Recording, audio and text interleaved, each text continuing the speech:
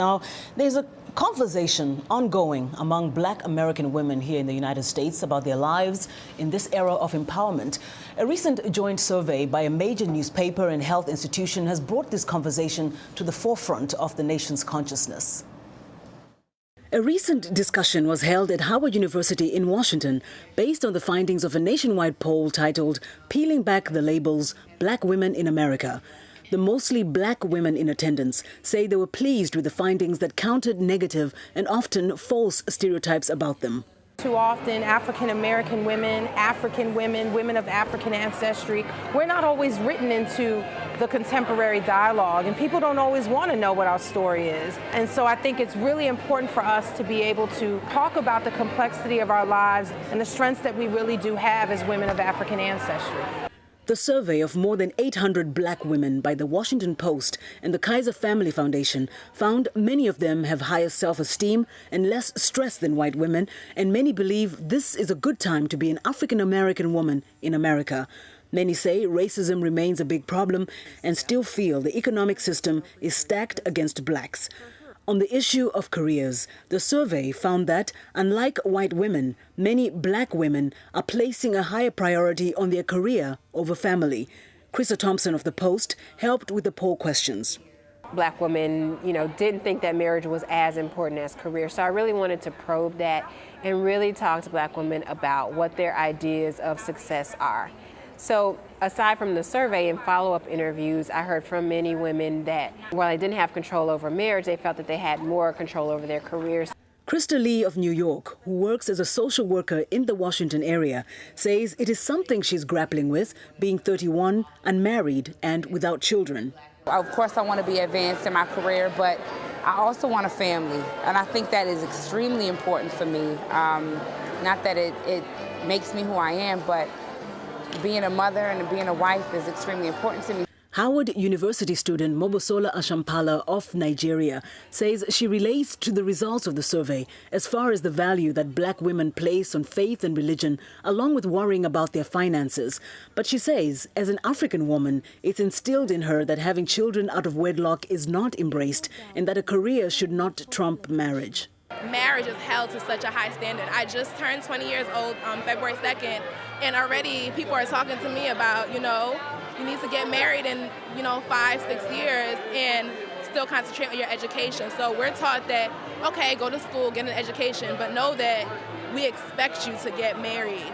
With so many African women now living in America, attitudes toward career, family, religion and finances are changing. Panelist Rahel Tesfamariam of Eritrea, founder of an online lifestyle magazine, says it is harder for Africans to stay on a traditional path because of the challenges that confront them in the U.S. When I look at the issues that women face in the African diaspora, a lot of times political and economic issues take precedence. So more intimate conversations about how we see our bodies, how we relate to one another, our desires related to marriage, those things are in a backdrop because we have more pressing issues. Universal among all women panelists resolved is their changing roles in society. With many choosing not to marry, divorce rates rising, and more women raising children alone or caring for extended families, many are feeling stressed out over their financial obligations. Panel moderator and finance expert Michelle Singletary says faith and good financial management goes a long way for many women. I work with women in West Africa, in Ghana, in Senegal, and Gambia who had small enterprises, trying to eke out a living. And they inspired me because here they are, just trying to make do with a little bit. And they got it right. You just got to start small and do enough to take care of your family. Well, joining us now for more discussion on the empowerment of Black women in America is Margaret Dureke, an internationally known empowerment speaker and author of personal and development books. Ms. Dureke is also a native of Nigeria.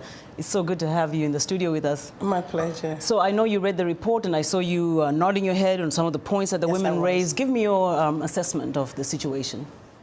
Thank you so much for having me in the first place. I think it's a topic that is well overdue, and I'm glad somebody brought it to the forefront.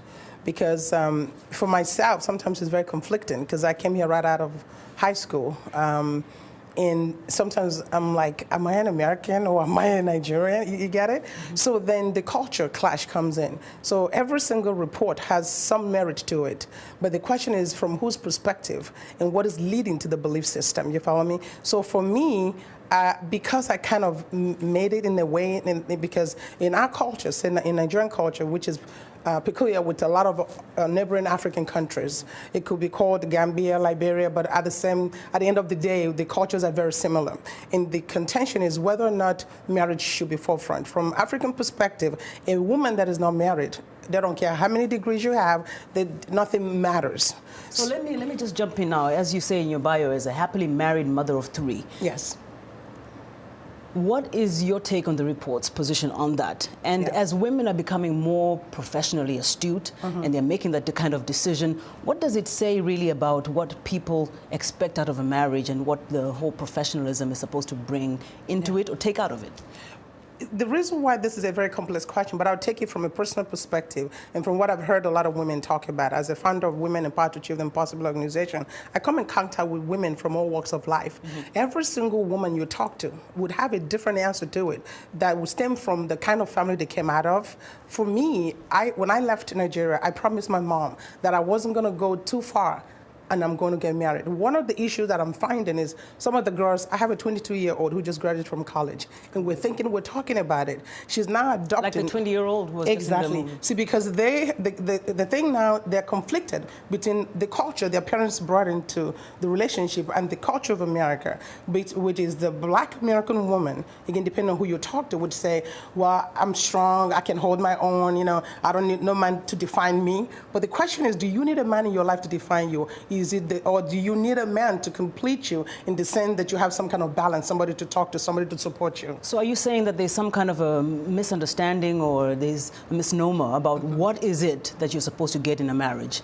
Exactly, because some people have different, if you talk to 20 women, they will give you different reasons as to why marriage is important or isn't. Sometimes it could be something they wanted but couldn't achieve. So as time erodes, they now begin to define it differently from what they had thought originally. Let me ask you something. You're a powerful Black African woman.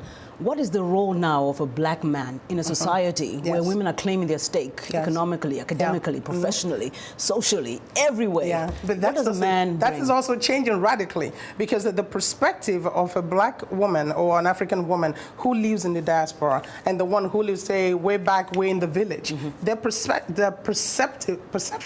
is totally different. For instance, now, like in the Nigerian community, most of the men are looking for the nurses. Most of them don't even want to do anything. They adopt into some, we don't know where it came from. Most of them now are depending on the women to be the breadwinners in the home. So again, it really varies on what the person is looking for, what led to the belief system. For me, my husband and I bring our children up that they should approach life from a position of strength. No matter what life hands them, they will be able to find goodness in it. In other words, let me say one more thing. When I have a Juris Doctorate degree in law from American University, so everyone around me, when I was getting ready to graduate from Howard, everyone's like, oh, you need to get married because when you go to law school, those men are not going to want you because they're going to think you're too strong. You follow me? So this has been going on for a very long time. They have to step up. But first of all, if you're secure in yourself and you have goodness to share, a man that is secure in himself will not be afraid of you. Okay, my husband exemplifies that for the past 25 years and counting. Well, this conversation will continue. All right. Well, I see why you've got all those titles. Margaret Dureke joins us here on In Focus. Thank you so much. Thank you so much. Okay, we'll have you back again.